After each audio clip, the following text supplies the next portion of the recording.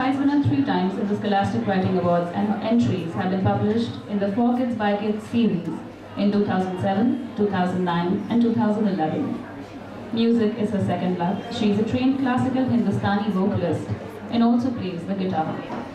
Born to Die is her first book. The unpublished manuscript was nominated for the National Debut Youth Fiction Award by the National Book Trust in February 2013. Rhea, please join us on the stage.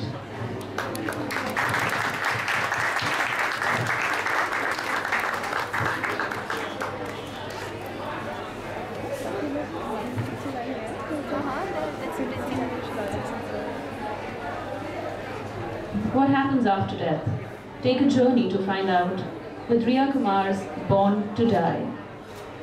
Your fate in the land of the dead lies in the hands of the Grim Reaper, a protege of Yamaraj, the original god of death. The Grim Reapers are very special teenagers, mature and cynical, yet spontaneous, with a very modern outlook. They often don't fit in with the normal world. They are born to die.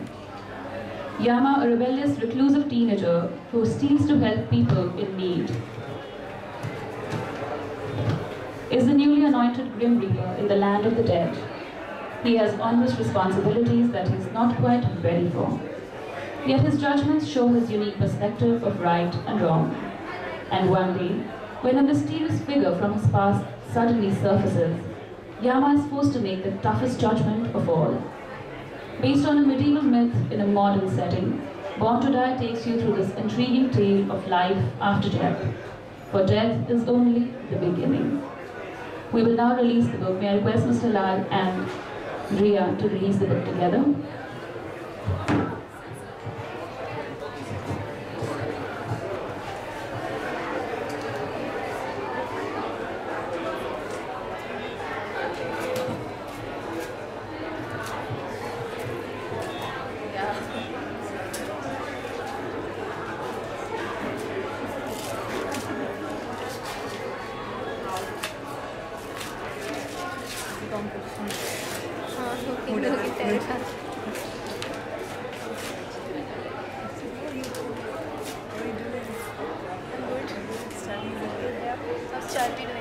Haven't talked to her in a while.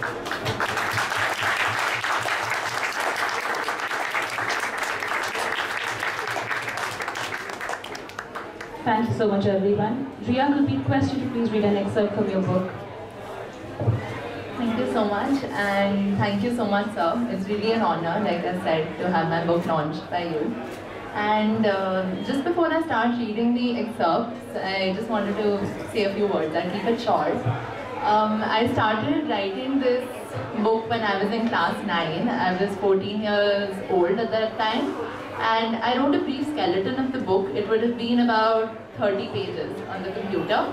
And at that point, I focused more on the fantasy aspect of it, like the descriptions of the land of the dead, the Grim Reaper, and the mythical creatures, and so on. And then the book went through a dormant phase of sorts. And then somewhere down the line when I was 16, I looked at it again. I went through a major editing process and I added on to a lot of things because I was older, so I started elaborating more on Yama's judgments. Yama's my protagonist, so his judgments, his relationship with other characters, and other kinds of stuff. So I think the book sort of, in a way, evolved with me as I grew up, and it's definitely been an exciting journey. Tiresome at times, but definitely fun and exciting. And today is the culmination or the beginning, however you want to see it. And so now I think I'll read out a few extracts.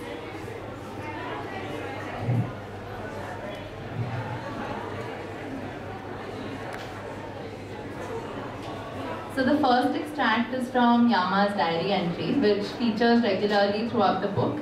And this particular one is about a session he has with the school counselor.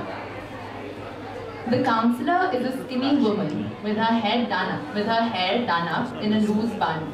She has a strange obsession with chewing gum. Nothing much happened at the session, just the usual stuff. It's not the first time some overly sympathetic teacher has referred me to the counselor. Anyway, she gave me some sums that a second grader could do. She then looked at my grades and asked me why my marks were so low, since I didn't seem to have any learning difficulty.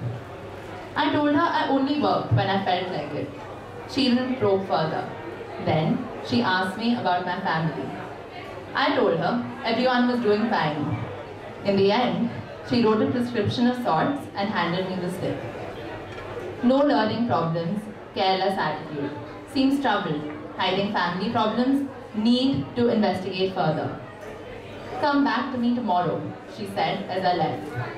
I could see her jaws working as I come frantically, up, down, up, down, up, down. I came out of the counselor's office. Everyone in the school reception looked up. I looked at the receptionist's face. It clearly said, and there comes the trouble guy. Throw or keep. I reached for the bin near the receptionist, threw the slip and looked straight at her. She looked down hurriedly and the others in the reception pretended to get back to work. Nothing new. Throw as usual. I am not going back ever again. Let's see if they can make me. Okay, and the next one is a description of Yama from the point of view of his parents. Yogesh and Aarti Singhania knew their son was different the moment he was born. After he was born, he lay quietly, without a whimper or any movement, until Aarti actually began to fear that he was a stillborn child. The doctor had to literally beat him up to make sure he cried and took in some air into his lungs. Yama never cried after that one time, and neither did he laugh, except on very rare occasions. Then, there was the black mark on his right temple, shaped like a skull. This black mark, you can see it in the cover if you look closely. He's got a black mark on his right temple, for those who have the cover. Okay, so it is an unmistakable mark of intelligence, the priest had told them. But more than clever, his parents often found him oversmart, even precocious sometimes. The name they had chosen for him, Yama, had been his great-grandmother's last wish when she had been on her deathbed. Both the Singhanias were surprised by the peculiar name, but they could not deny an ancestor her last wish, that her great-grandson be named after the god of the dead. And sometimes he did look as pale and flaccid as a corpse.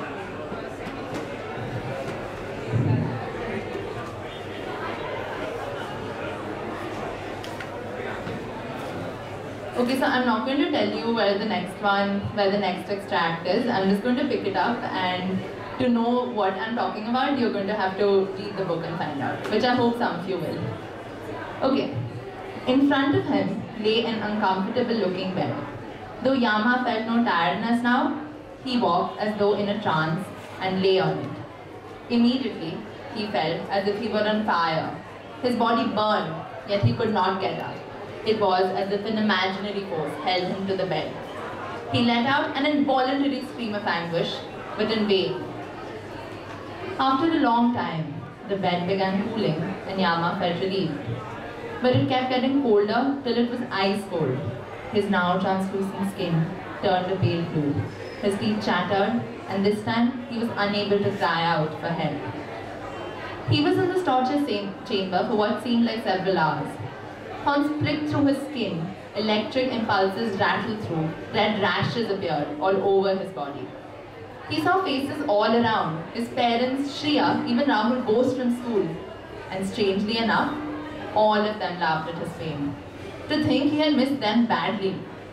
Yama could only hope that these were illusions.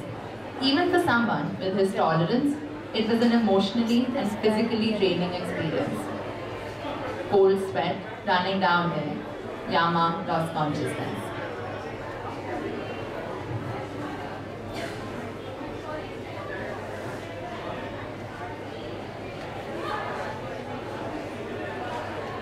And the final extract is on Yama's first judgment as a Grim Reaper during his 6-month training period. And he's judging this 3-year-old called Greta. I have to focus on the deeds, he kept telling himself. Greta's deeds told a different story. Throughout her life, she had been up to mischief of some kind or the other. Some of it had even been dangerous, like putting a rattlesnake down her elder brother's back. Immediately, Yama decided she would be going to hell. Done, he called out confidently. What is your decision? The Reaper asked as he entered. Hell? He raised his eyebrows as Yama gestured. She's really naughty, but evil. Anyway, he shouted. I don't have a say now, or do I? Take her too. Suddenly, he broke into a coughing fit. Yama was sure he heard the word purgatory. He knew what he had to do now.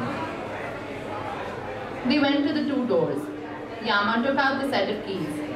He thought for a while, straining to remember what Plutus had told him, then took out the silver key and opened the right door with it. A long tunnel, very similar to the one he had walked through after his death, gave back at him. It sloped slightly upwards, but Yama couldn't see what was at the end. Climb in, he instructed Greta. She obeyed and began to drift away slowly down the chute. The slide! The Reaper behind him whispered urgently. Yama quickly severed the link and Greta went whooshing down. When she was no longer in sight, he locked the door and turned back. The Reaper nodded, but did not say anything. Thanks, Yama managed to say. Don't mention it, the Reaper said gravely. If it weren't for the snake prank, even purgatory wouldn't be necessary. Next time, be more careful and less ruthless.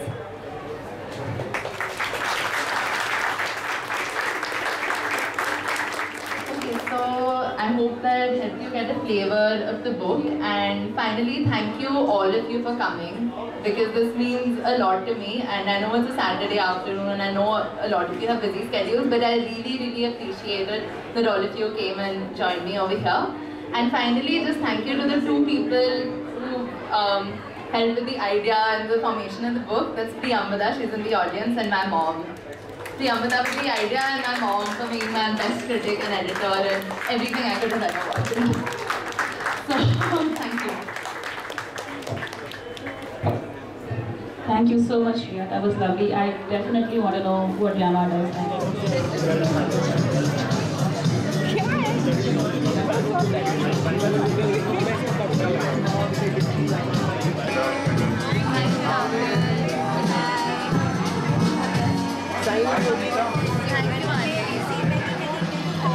Okay, should I address it to Archie or to Rohan or to you? To you? Okay.